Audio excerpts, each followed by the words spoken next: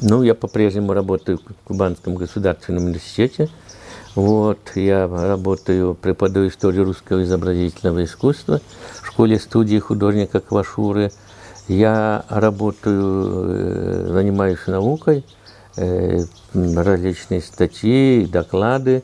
Вот, в том числе завершил работу над книгой.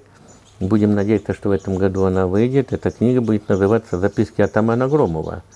Вот, и очень много уделено вопросов взаимодействия кубанского казачьего войска на современном этапе с горскими народами, с народами Кавказа. Вот, достаточно много внимания уделяю этому, потому что если мы говорим о кубанских казаках, я говорю о потомственных казаках, то вот эта связь, культурная связь традиций казаков и горцев – это неразрывные понятия. Если у казака понимания этого нет, ну, значит, мы имеем дело не с казаком, значит, это что-то другое. Почему? Потому что традиционная культура кубанских казаков формировалась под воздействием нескольких моментов. А это многослойный своего рода пирог, если просто выразить. Это культура украинская, запорожских казаков, это культура южнорусских, это донских казаков. И третий пласт, который оказал влияние, это культура горских народов Кавказа. Вот если два будет, а третьего не будет, это не традиционная культура казаков. Значит, это все не настоящее. А вот когда все вместе, вот это то, что объединяет казаков, то, что в контексте, конечно, придает им так не только идентичность, самосознание этническое, а сознание того, что кубанские, как и терские казаки – это часть Кавказского мира. Это неразрывно. И с другой стороны, вот это взаимообращение, взаимовлияние культур, это делает честь рядом живущих вот уже более 2 веков горских народов, с которыми волей судьбы казаки оказались вместе. Вот это очень важно. Очень важно, потому что народная культура любого народа, она играла и должна играть, если он хочет сохраниться как этнос. Она должна влиять на его этническое самосознание, она должна формировать его идентичность, она должна формировать, и она формирует, если это действительно так, она формирует духовный мир, нравственность, чувство прекрасного, уважительное отношение к соседям и культуре других народов.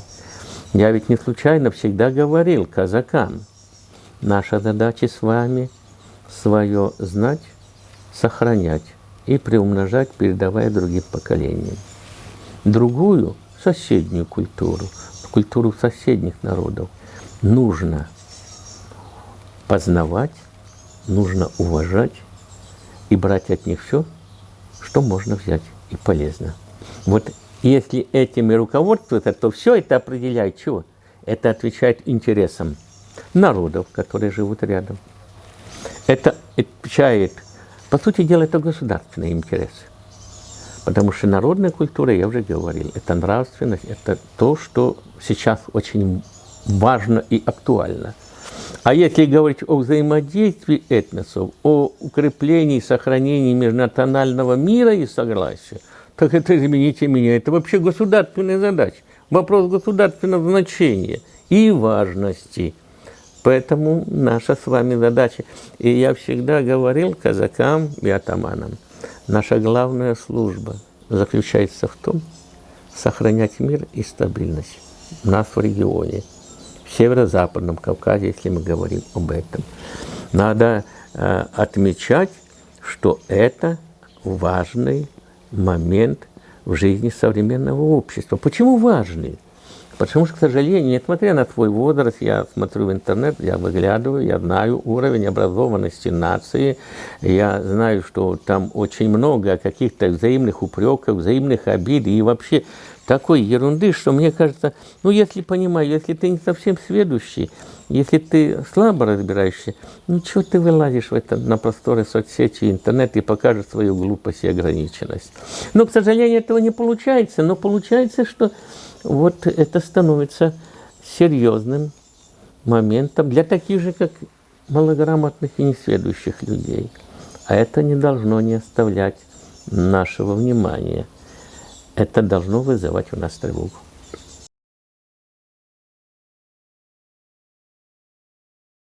Этнические процессы формирования кубанского казачества, он проходил настолько быстро. Ну, конец XVIII века. Пришли сюда запорожцы в шароварах, бог ее знает, каких пестрых, как цыгане, все что угодно, с селецами и так далее. Ну, донские казаки явились. А зачем вот оказавшись в новых, в этих географических условиях, климатических условиях, чисто в условиях военных действий и противостояния, быстренько позаимствовали то, что было заимствовано. Вот этот процесс этнический на Кавказе в силу условий вот этих обогащения культур нигде нет такого в других регионах России, как на Кавказе у нас, между кубанскими и терскими казаками. Это определило вот эту кавказскость, о котором я говорил. Я там подготовил статью, кавказские мотивы в традиционной культуре кубанских казаков. Кавказские мотивы в традиционной культуре. Потому что это вот оно и определяет нашу особенность. Отличие от других. Ну, хорошо поет русский хор имени Пятницкого. Ну, прекрасно поет. Ну, мы не можем не радоваться. Конечно, прекрасно. Ну, что лучше для нас, кубанских казаков, чем кубанский казачий хор? Для нас это вершина всего-всего. Правильно, потому что вот здесь оно все. Даже вчера включил я, жена кричит: Володя, иди сюда, что такое? Да выступает какой-то коллектив. А куда же выступал коллектив? Из города Ейска. Выступал коллектив линейных песни. Ну, хорошо, линейные песни. О, бог ты мой. Они хорошо поют. Но что у них за запев? А запев все так же: «О, райда, райда». А когда частушки? А запев вот этот. Вот так, как оно все, а? Как это не особенное, а? Вот оно все время, потому что наше вот это, тот многослойный, трехслойный пирог, о котором мы говорим, оно преобладает. И если этого не будет, ну, значит, вот это наши особенности. А это может быть только воспринято, ну, я смотрю, если говорить, я с детства, я не знал, где это Адыгея, я не знал ничего, я даже не знал, кто такой Шамиль. Но у нас на свадьбах танцевали танец. То, что лезгинку танцевали, да, но танцевали танец Шамиля. Или вот что называют молитва Шамиля. И это был обязательный танец. Но этот танец на Кавказе у горцев нет такого танца. А это создано танец казаков. Причем, знаешь, вот там поют они, я сторонник традиционной культуры, и когда я слышу вот это «ойся, ойся, я тебя не укушу, ты не беспокойся», это бред сивой кобылы. Вот. Потому что танец Шамиля, казаки никогда не опускались в своем творчестве, в народном, каком угодно, до оскорбления рядом живущих народов. Не опускались. Вот. И когда Шамиль, откуда я, 5 или 6 лет, я не знал, кто такой Шамиль. Ну, надумай, да ты Шамиль, просто так оно было. Это потом я уже знал, ага, вот оно, в чем дело, почему. Вот этот танец. Понимаете?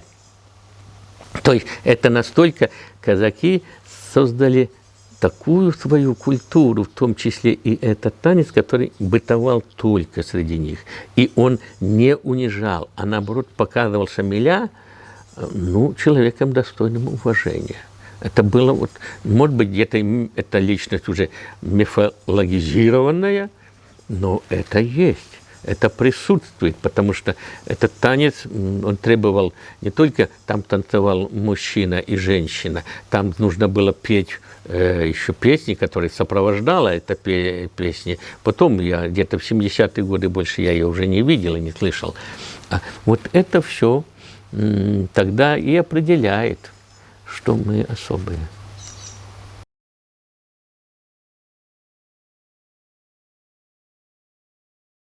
Я-то родился далеко от Адыгеи.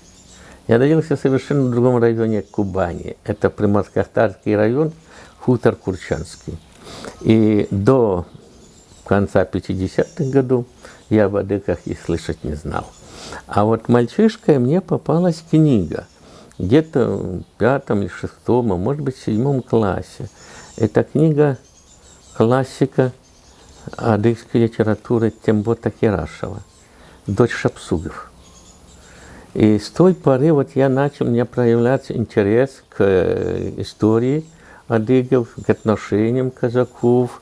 Вот, и постоянно, так сказать, я интересовался этими вопросами, прежде через призму отношений казаков и горцев.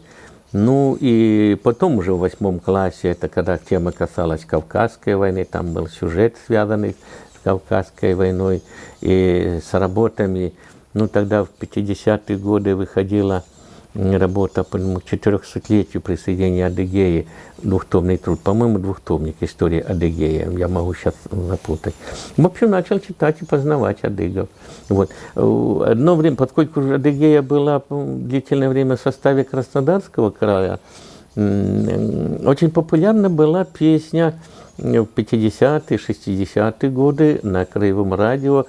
Песня, ну сейчас я ее меньше слышу, хотя вот, у адыгов обычай такой. Я, по-моему, Тхабисимова, да, я помню.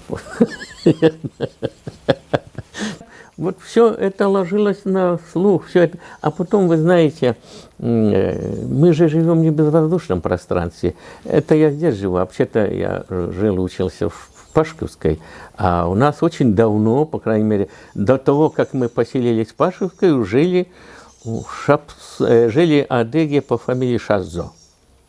Вот, я знал их дедушку старшего, знал вот и нынешнего, и там сейчас состою в переписке с Рашидом Сазо. Он очень активный парень и умница большой, Так что, а мы там рядом с ними, там через 1 квартал.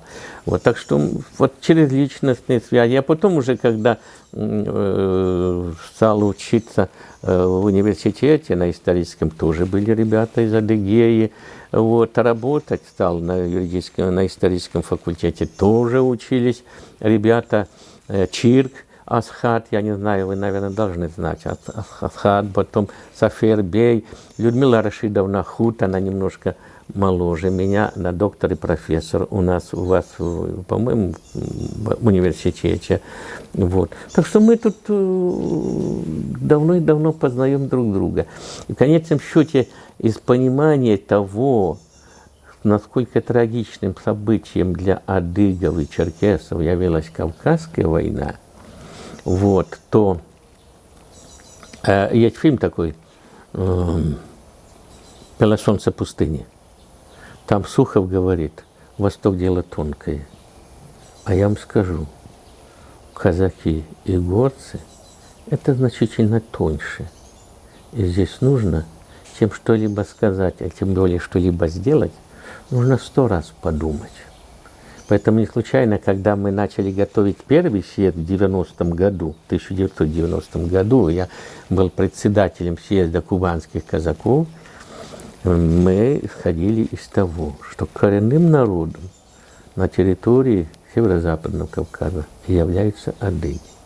Мы исходили из того, что далеко не все адыгское общество может как-то со знаком плюс воспринять процесс возрождения казачества.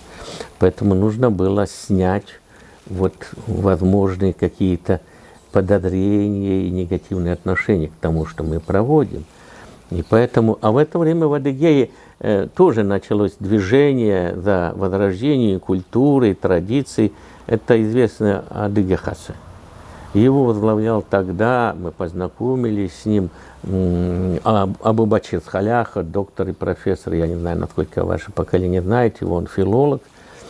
И поэтому перед съездом мы поехали в Майкоп, повстречались с руководством. Тогда Руслан Панеш, ныне покойный уже, Тогда, по-моему, тоже уже ныне покойный Адам Ханаху, он одно время был министром культуры в Адыгее, по-моему, он был, входили в состав правления Адыгея Хасе.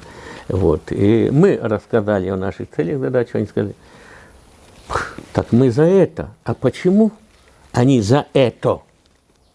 Потому что мы с самого начала сказали, мы стремимся к этнокультурному возрождению.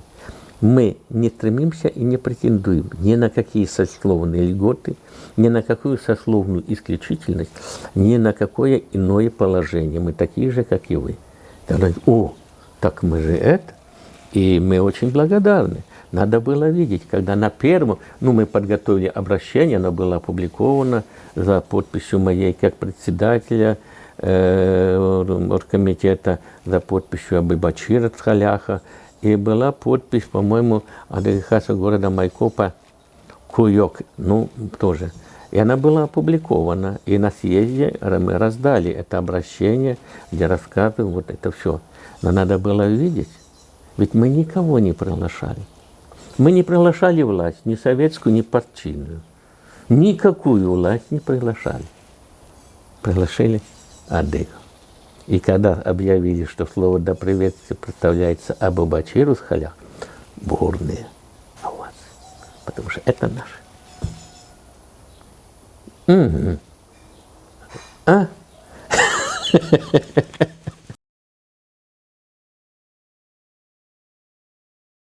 Я думаю, что это был октябрь 90-го года.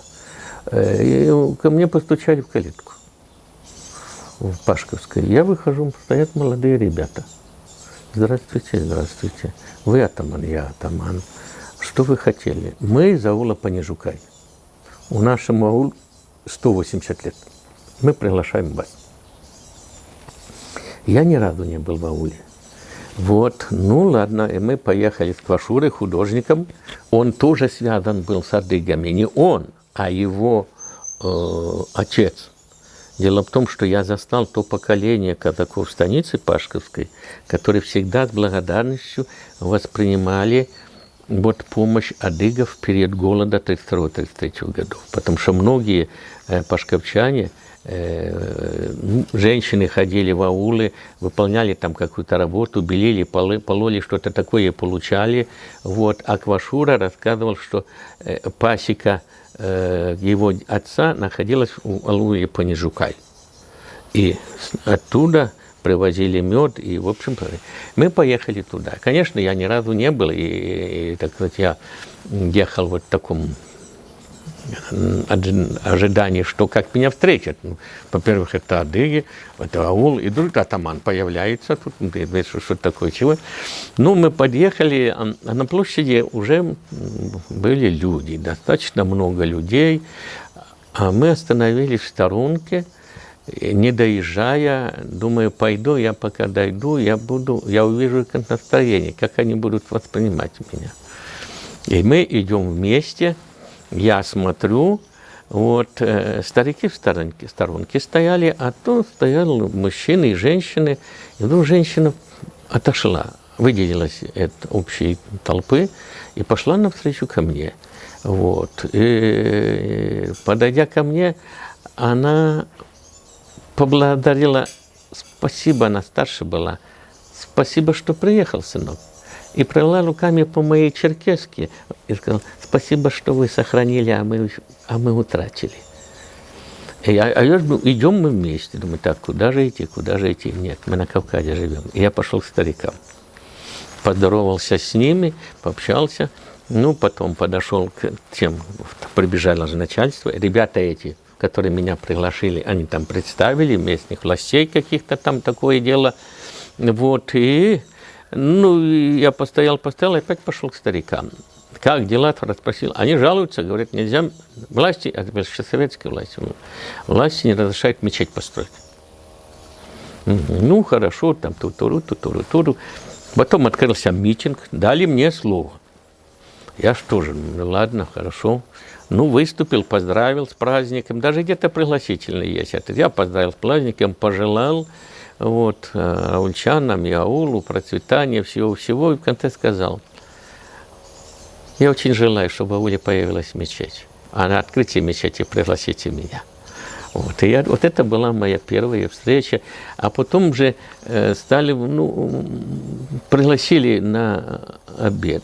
А я вижу, отношения между стариками и теми властями, они были несколько, не совсем. Потому что, когда встал вопрос, куда идти мне на обед, куда пригласили, от стариков пришел мужчина. Он сказал, старики приглашают атаман с нами.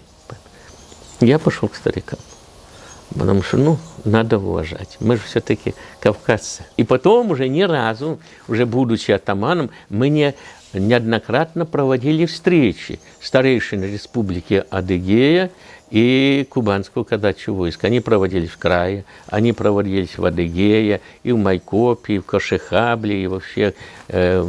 Таких встреч несколько было, и я думаю, что мы очень правильно тогда поступили, потому что это были встречи не только стариков, но это были встречи ветеранов Великой Отечественной войны. Тогда они преобладали в составе старейшин и Адыгеи, и Кубанского войска, и много общего. Вы не знаете, был такой профессор в Политехническом институте Малич Гайсович Аутлев. Вот, он ныне покойный, а он воевал вместе с одним из наших казаков, стариков. И для них это была встреча однополчан, и они всегда это, воспринимали это очень хорошо.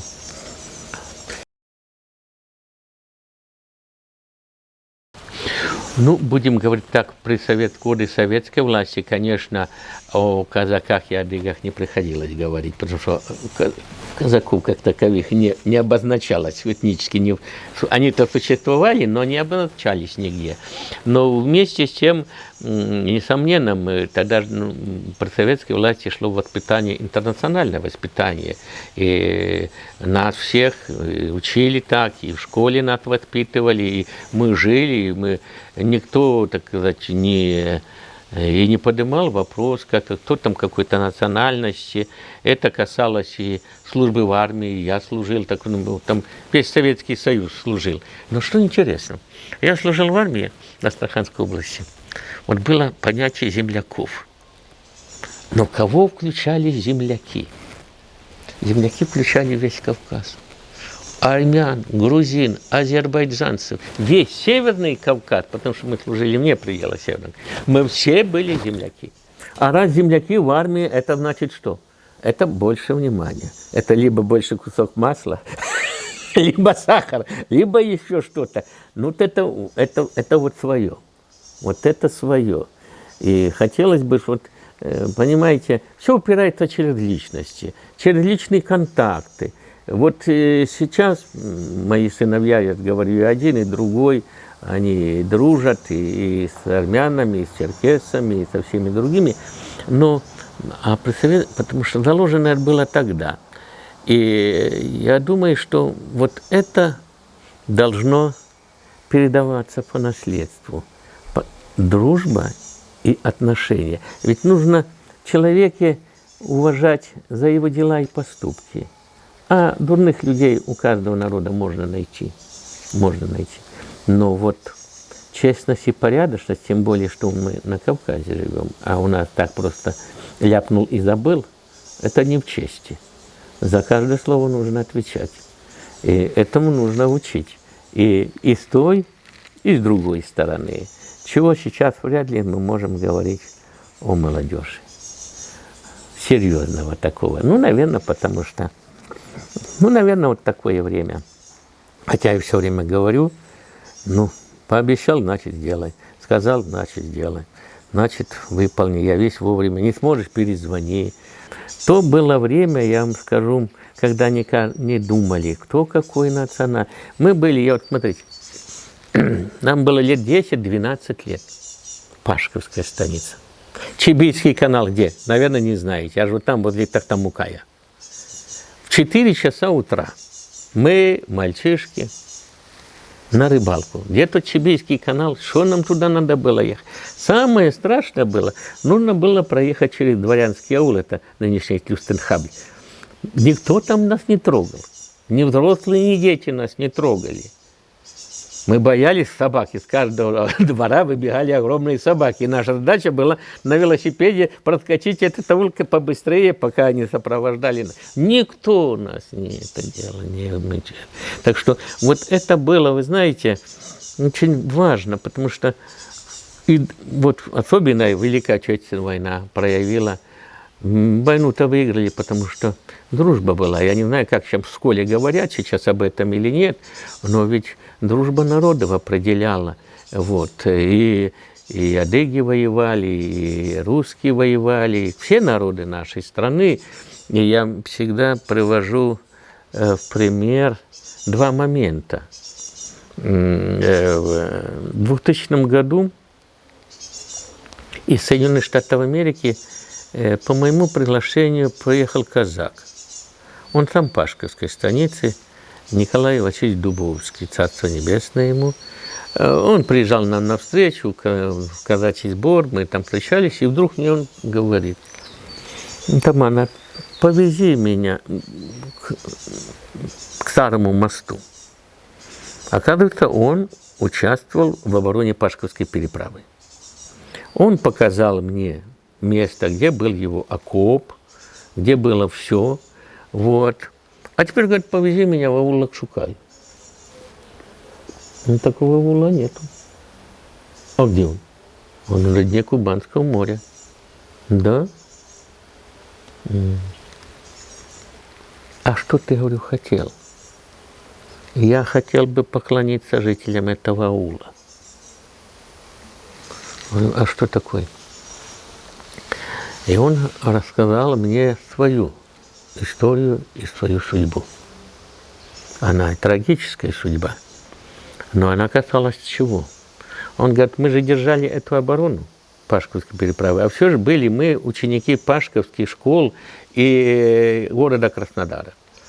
Нам вначале поступила команда, ну, нас собрали перед этим, там что-то там в школах мы маршировали, дали одну румынскую винтовку и 5 патронов на каждого. Поступила информация.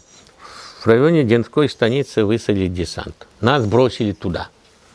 Ну, десант. Какой десант? Мы туда прибежали. Какой там десант? Уже немцы. Регулярные войска. Благо, говорит, хорошо. Они как дали, как шардарахнули. Мы кукурузу и подстольники спрашивали. Потому что начали стрелять эти винтовки. Во-первых, по 5 патрон, а во-вторых, винтовки эти заклинивало и ничего. И мы кукурузой этими, так сказать, благо командиры нашлись опытные, сориентировали нас, убежали. Потом прибежали, пересчитали, оказывается, далеко не все присягу принимали. А каждый бегает кто в галошах, кто в тапочках домашним. Привезли нас сюда, на Пашковскую переправу. Пешком пришли, это август месяц, жара. Вот. Ну, хорошо. День мы, так сказать, продержались, тут уже начались бои. Вот.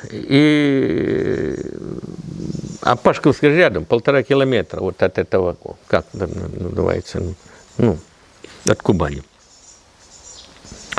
И двое наших пошли в Пашковскую станицу. Пошли, чтобы домой принести поесть, потому что нас не кормят. Вот. Ну, они пошли, а утром поставили. А нас просто проверяют. Ходят, а двоих нет. Объявили дезертиры. Они, правда, через время идут с рюкзаками, с пирожками, что там дома матери приготовили, несут же всех на нас. Их объявили, поскольку объявили дезертиры, их расстреляли у нас на глазах. Вот это произвело на всех, на нас, страшно потрясающее впечатление. Ребята домой пришли, если бы убежали, да, и не пришли, они же пришли, да, не было их на момент проверки, не было. И поэтому, говорит, когда Над попал, и он попал в плен, уже Николай, Над, говорит, погнали немцы в аул Лакшукай. На окраине аула был загон для скота. Вот. И нас загнали туда. Ну, потом, а мы же сидим, кто контуженный, кто раненый, а все голодные, как собаки. Вот немцы нас тоже кормить не собираются. Стоят они. Вот. А там же навозная жижа, вот это все. Где-то повыше мы там сели, был холмик или какой-то. Мы там человек, больше 100 человек было нас. Вот. Ну, а тут мальчишки аульские бегали, увидели нас, побежали в аул. Ну и потом смотрим, из аула вышли старики в высоких попахах, подошли к немцам и начали что-то жестами, что-то показывать, в нашу сторону показывают, а мы сидим, смотрим, они что-то там показывают, что они там, о чем они убеждают их, или я не знаю, что они убеждают и так далее. В общем, старики ушли в аул. И через время появились женщины из аула. Они несли в корзинах, в ведрах, во всем что угодно. Все, что нашли съестное. От помидор, яблок, пирожков и прочих каких, что было, несли нам. Вот. И когда они хотели раздавать нам, немец показал: нет, бросайте. И женщины начали бросать, но не женщины. Вначале бросали, оно все падало в эту навозную жижу. И только потом, можно, женщины, кто помоложе, сориентировались, начали так накатом слегка бросать, и мы тогда вот это хватали и ели все это дело. Вот. А потом через время вот это они раздали, мальчишки опять приносили, и у нас, так сказать, хоть что-то мы немного, кому-то что-то там досталось немного. Потом пошли и пришли, опять появились женщины, впереди шла старуха. Они несли ведра водой и кружки. Хотели нас поить, потому что мы жажды, так сказать, 9 сентября, августа было, или 12 августа. Немец показал: нет. Было корыто, из которого поили коров. Он показывает: туда выливайте. Старуха замахнулась клюкой на немца. Тот передернул автомат, и она поняла, что женщины и мальчишки в ведрах из аула вот попеременно носили воду, выливали в это корыто, а мы пили. Это вот можно забыть? Угу. Нет. Видишь? А могли бы сказать: да безразлично, пленный да пленный, да. На что они сдались там? А проявили же участие. Рискуя где-то, да?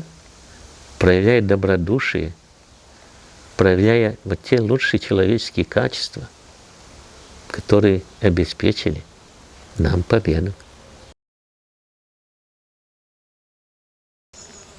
Я думаю, что очень большим таким резонансным событием явилось мероприятие, которое проведено было в 2006 году по инициативе Кубанского казачьего войска. А дело в том, что истории я знал, но недостаточно глубоко потом читал о Кавказской дикой дивизии.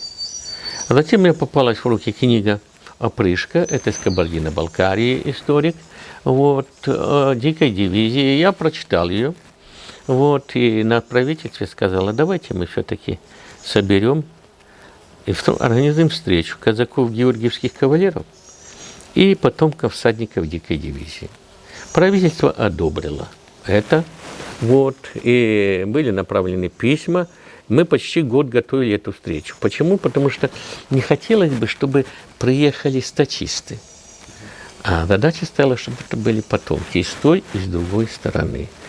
Вот. И поэтому в письмах к президенту было указано: пожалуйста, изыщите, найдите, выявите, помогите приехать в Краснодар 18 ноября 2006 года сюда. И я хочу сказать, что поработали достаточно хорошо, в том числе всего приехало 180 человек, потомков всадников дикой дивизии от Абхазии до Дагестана. Не приезжали, мы не приглашали, не помню, а может быть и приглашали азербайджанцев, потому что был тут татарский пост, это азербайджанцы были. Вот. И вот эта встреча, 180 человек приехало, и казаки, больше 100 человек, потомки всадников дикой дивизии. И вот Адыгею представлял тогда адмирал Тхагапсов был такой, ныне покойный, да. Вот. И ныне здравствующий Руслан Гейсович Хаджибиёков. Вот он. И еще была группа казаков. А дело в том, что был создан в структуре дикой дивизии, создан так называемый черкесский полк.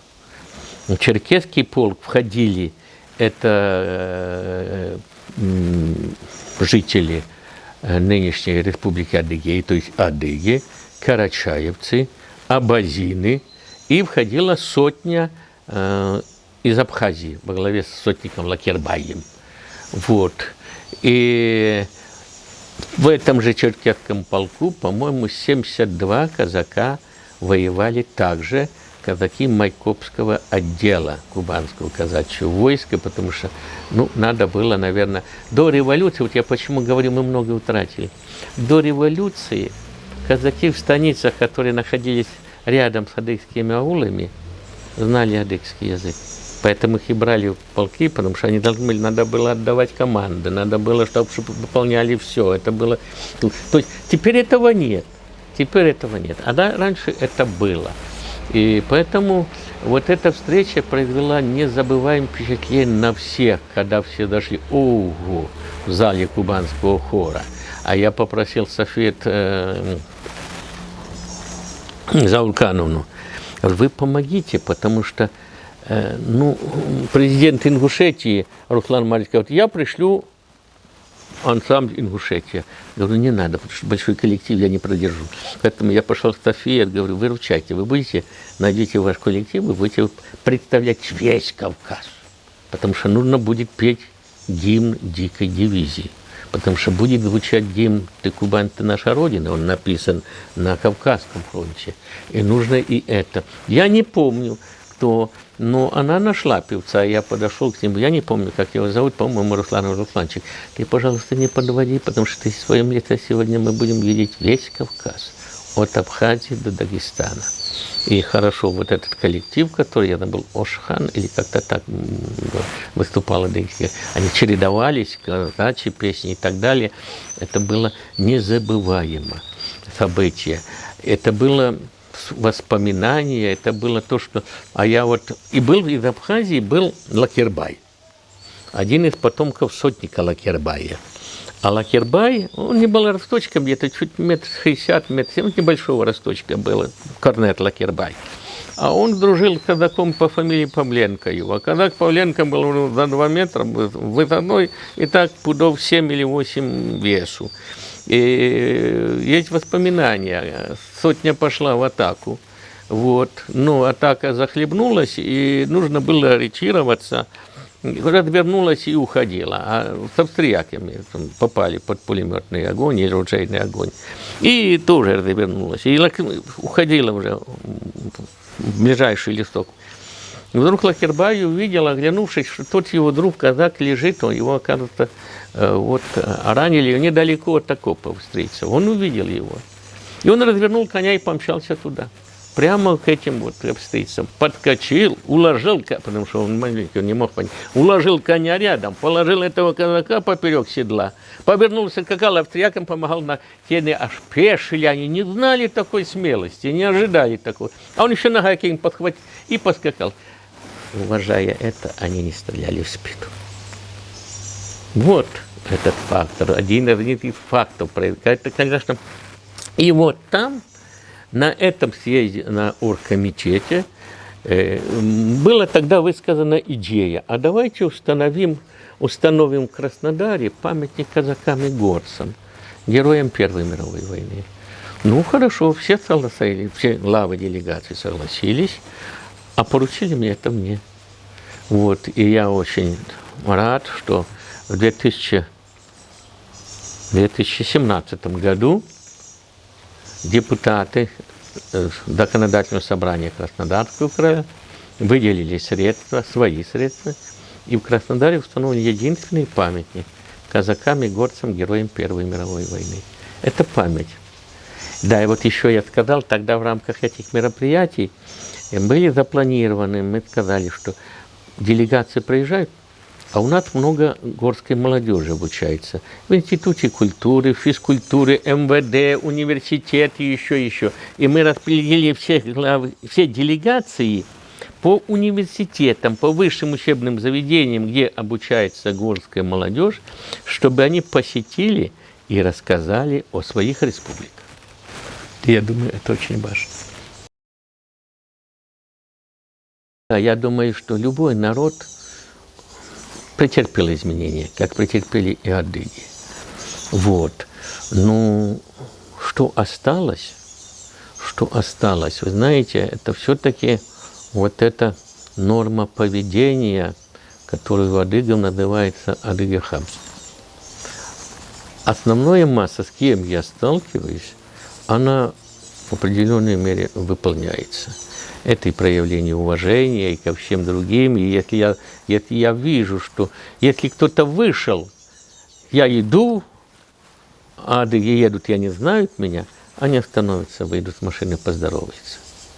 Вот. И, так сказать, если в автобусе, даже если не юноша и молодой, они устроят стапель. Если говорить о наших, то есть, конечно же, но я думаю, вот это, знаете, для адыгского народа, если говорить, вот внутренняя какая-то не только красота, мужская честь и достоинство, женская грация в танцах и в поведениях, уважение к старшим, уважение к всему. Я думаю, что вот это все, оно, если сохранилось, может быть, и что-то утрачено, потому что, к сожалению, традиционный костюм он у адыга очень редко. Сейчас он проявляется либо на свадьбах, либо на каких-то мероприятиях, хотя иногда адыги знают, меня дома всегда вкусит что-нибудь. Бывает, они в шляпах ходят. Господи, ну что вы в шляпах ходите? Вы что, папахи не носите? Я в папахе, а вы в шляпах ходите. Подевали. Не знаешь, я обязательно. Голова мужчины должна быть в папахе. И поэтому, вот. И, конечно же, многое и изменилось. Но многое, и что мне показалось, и что я ценю, и что я привожу пример и студентам, и казакам, и другим, с кем доводится, это все-таки традиции, которые сохранились в культуре, и в частности на свадьбах и иных мероприятиях. Потому что я всегда говорил, у меня сыновья, они дружат и с адыгами, и со всеми другими, потому что учились вместе, и я, может, не в победу русским, я говорю, лучше я с адыгами потеряю, чем с русскими найду, потом перессоримся. Но вот, понимаете, а вот здесь была свадьба у нас с соседями, они, правда, из княжеского рода, из Бжедухи, но у них была свадьба. Они, вначале я женился, они были у нас на свадьбе, Руслан и Сусаном, потом они женили сына, вот, и наша семья была на свадьбе. Я впервые был на адыгской свадьбе, но что меня поразило, это то, что, правда, надо отдать должное. Они сказали, атаман, свадьба адыгская, все будет на адыгейском языке, но для вас будет сидеть мой племянник за вашим столом, и он будет вам переводить, о чем они говорят. Но я даже там буду, отец хозяин, я буду там на втором этаже, потому что я там не имею права быть и так далее. Но меня поразило то, что молодые люди, во-первых, то, что музыка традиционная, а молодые люди, с одной стороны ребята, а с другой стороны девушки, стоят в очереди, когда распорядитель разрешит им танцевать. К сожалению, ни на казачьих свадьбах, ни на русских очереди мы не найдем. А я же вижу, они знают, все знают, адыги знают, что Громов лезгинку танцует. И, конечно, меня понесла там девочка лет 12, она пригласила Ольгу Петровну, мы там тоже... Вот, понимаете, вот это делает честь. Значит, я понимаю, адыги небольшой народ, но у этого народа есть прекрасное будущее. Они сохраняют. Небольшая сложных условиях. В нынешних условиях жизни это не так-то просто сохранять. Это нужно в семье его культивировать. Вот самосознание людей. У адыгов больше сохранилось. У русских казаков, к сожалению, там меньше. Я не знаю, почему это объяснить. Вы знаете, когда приезжает мой любимый коллектив, это Нальмес. Когда он приезжает сюда, то меня приглашают. Я еду туда на концерт. Еще в своем небе Адам Ханафу был министром культуры. И мы встречались с ним, а тогда были кассетные эти записи, не диски. А я Адам говорю, люблю концерты смотреть и все это дело. Бабах на следующей неделе с Мадыгей притянули сюда кассету, мне подарили ансамбль покакать. Ну, а теперь уже можно и тут найти. Но что меня поражает? На концертах Нальмеса 80% молодежи с детьми. И это очень хорошо, потому что они познают, они свое познают. Это очень здорово. Я горжусь, что у меня добрые отношения с выдающимся адыгом Машбаш, Исаак Машбаш. Он подарил мне книги, мы перечитали все, особенно Ольга Петровна моя, это и жернова, и все другое, и нравится его песня, а его слова, вот там адыги, по-моему, на своей земле живут, по-моему, это его слова, да? Я могу путать, потому что, по-моему, его слова, вот, хорошо. С удовольствием слушаю, Дзыбова Магомета, вот, и МТЛ, вот, и современных, поэтому я в курсе дела. До тех пор, пока можно было улавливать тахтамукайское телевидение, я слушал и смотрел телевидение, вот, а сейчас нет. Ну, теперь он все, что угодно вам покажет, вот. Так что изменились все, но не должны меняться наши отношения. Не должны меняться наши отношения. Вы знаете, вот в чем парадокс? Ну, хорошо, была Кавказская война, было одно, было другое. К началу 20 века адыги уже воспринимали Россию как свое отечество. И воевали и в русско-турецкой войне, и в русско-японскую войну. Да, это были добровольцы, но тем не менее воевали. И могли бы сидеть там в горах и всегда воюйте вы там до своего царя, и на что она нам сдалось. Ну, люди же воевали. Вот. Но что до революции и, может быть, более поздний период, вот было настолько много общего контактов, много всего, может быть, мы по наследству все это перешло к нам. В последнее время, вот в связи с тем, что развал Советского Союза, мне кажется, мы несколько подутратили эти отношения культурные. А нужно проводить такие совместные мероприятия, которые бы были со знаком плюс в отношениях народов Северного Кавказа, в том числе и казаков и горцев. Плюс, плюс и плюс. Потому что нельзя идти вперед. Очень хороший, я забыл, фильм был.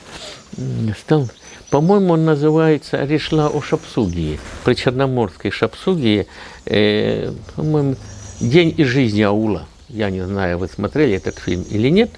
Вот, о Шапсугах при Черноморске. И вот там женщина, она готовила адыгейский сыр. Кстати, вот проявлением еще одних контактов казаков и горцев. Все знают и все любят, и в том числе и я,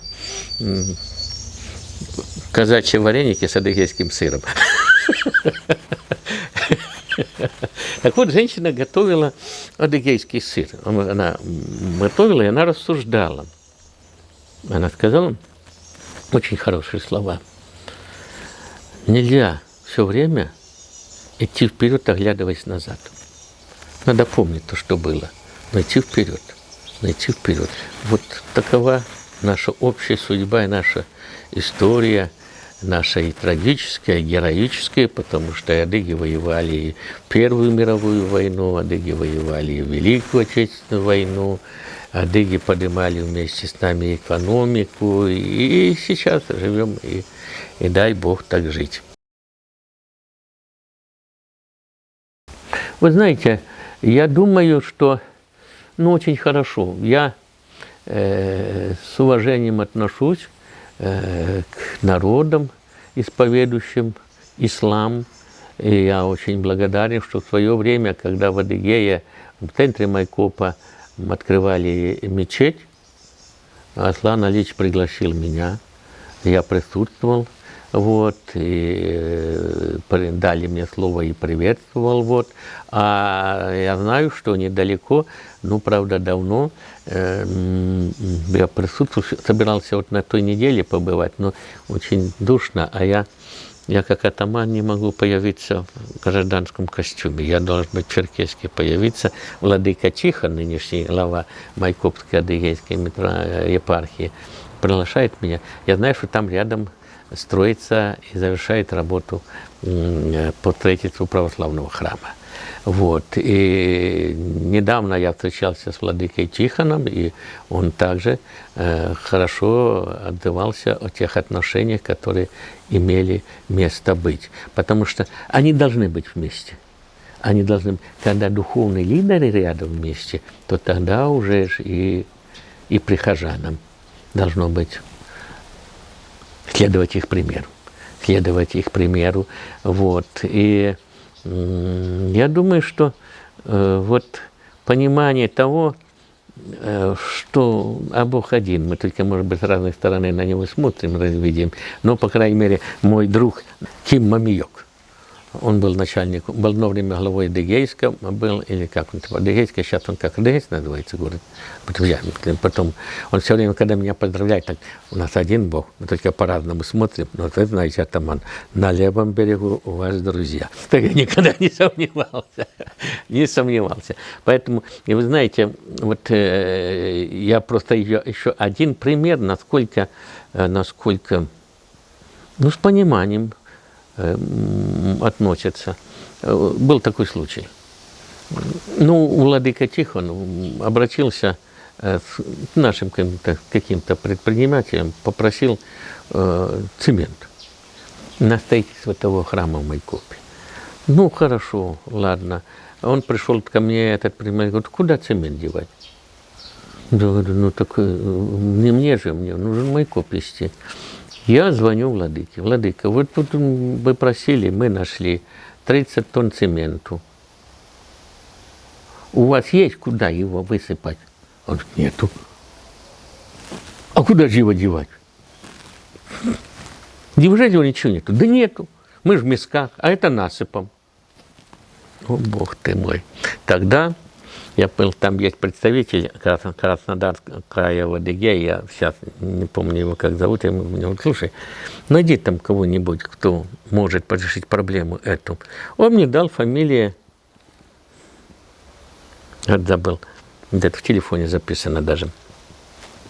Я ему звоню, говорю, так и так, выручи, там 30 тонн цементу, есть возможность помочь православному храму, но некуда высыпать его. Вот нет вопросов. Я возьму себе, а у него, кажется, железобетонный комплекс есть в Майкопе. Я себе цемент возьму. Я его переработаю. Но когда им надо будет, я отдам им бетон. Хорошо, все решили. Владыка доволен, я доволен, все довольны. Цемент на месте, все на деле. Вот оно все так решается. По-человечески, с пониманием и уважением. А мог бы сказать, ты же православный, ты нужен, высыпайте хоть на землю. Да? Нет, он понимает. Ну давайте, все хорошо делаем.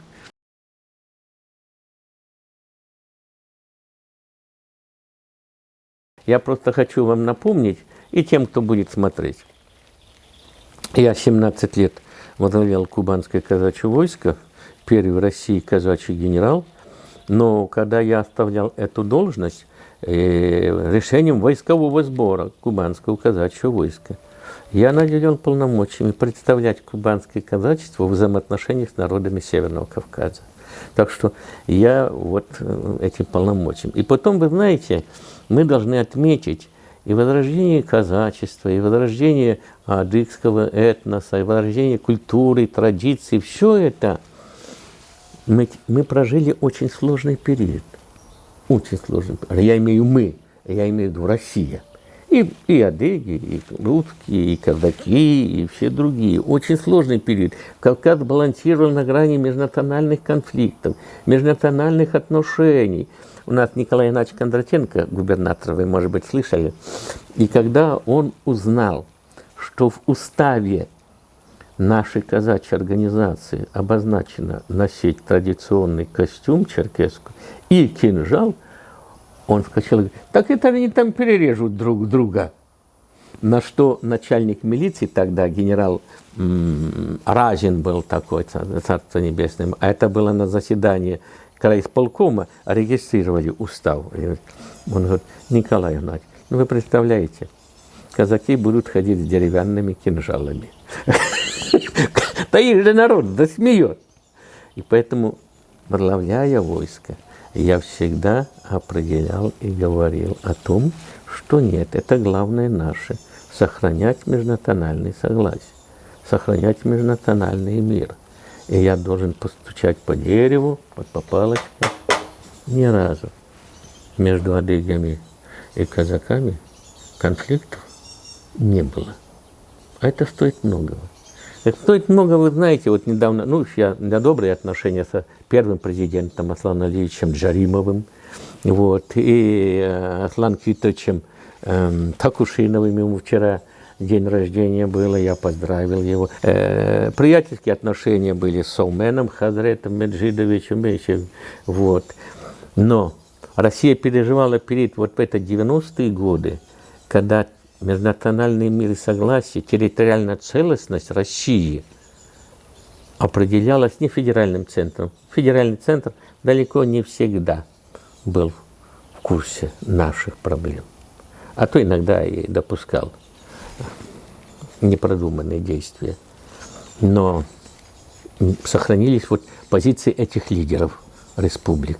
Если говорить о Северо-Западном Кавказе, Джаримова, Кондраченко, Хубиева Владимира Исламовича, вот, и дальше, вот. И поэтому я всегда говорил, наряду с этими национальными лидерами моральную ответственность за сохранение мира и стабильности несу я, как атаман, потому что кубанское войско – это Краснодарский край, это Адыгея и Карачаево-Черкесия.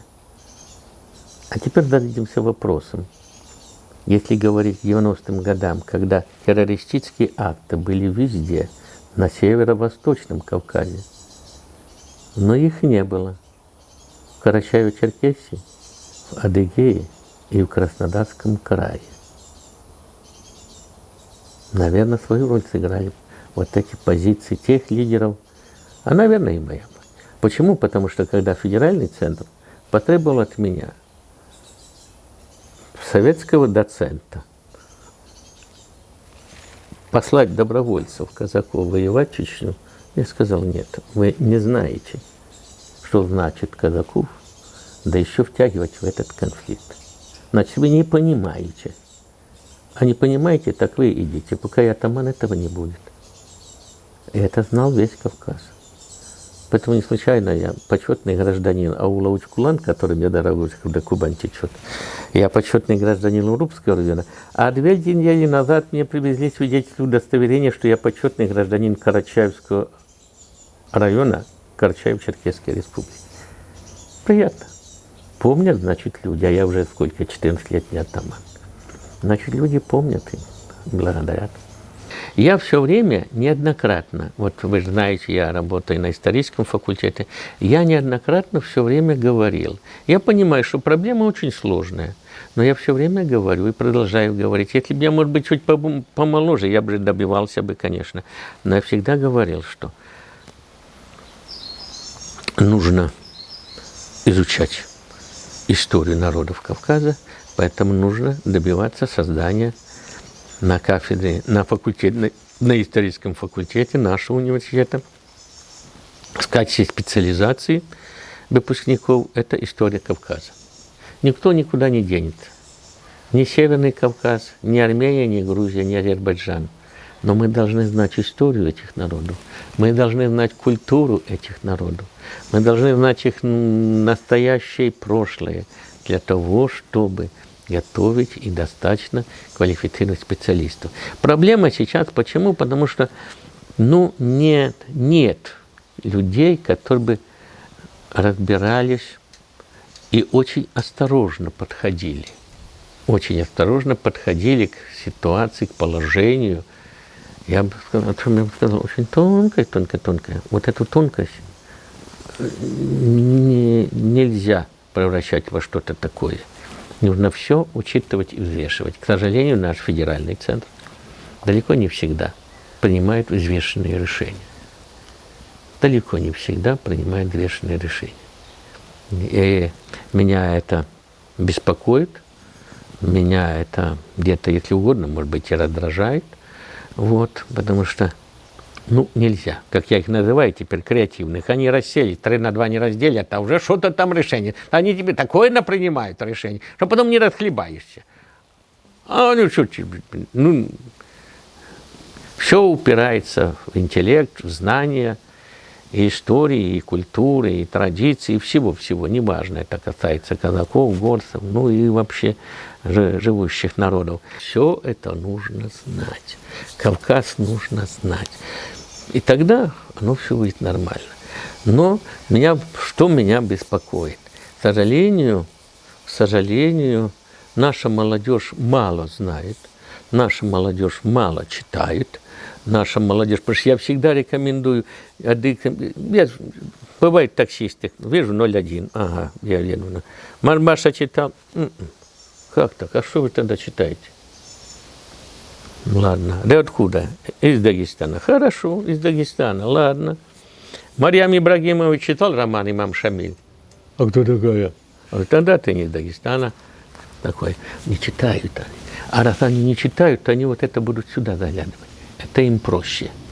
Вот они тут на такое тебе начитают, вот они такое узнают, что мало не покажется.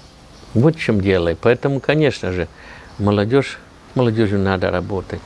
А работать как нужно работать, если с молодежью? Если вы собрали молодежь по какому-либо поводу, значит, нужно так продумать встречу с молодежью, чтобы у нее глаза загорелись, чтобы она что-то новое узнала, чтобы у нее душа развернулась. Тронешь душу и сердце, что-то и останется. Для галочки встречу лучше не проводить. Такого возраста до другого не быстро соображает, что это для показухи.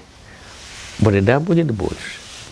Вот, поэтому работать с молодежью и с горской, и с адыгской, и с русской молодежью нужно работать и работать. Тогда то будет. Патриотизму в школе не научишь. Нужно в семье, нужно все это видны, какую-то систему такую выстраивать. Через личностные отношения, через добрые отношения между семьей, между людьми, между всеми. Вот. Что хочу пожелать адыгам? Знаете, дорожите тем, что имеете, передавайте его детям и внукам все доброе, что присуще вашему народу, в культуре, в традициях, в отношениях семейных, в отношениях к соседям, в отношениях к друзьям. Будьте такими достойными ваших славных дедов и предков.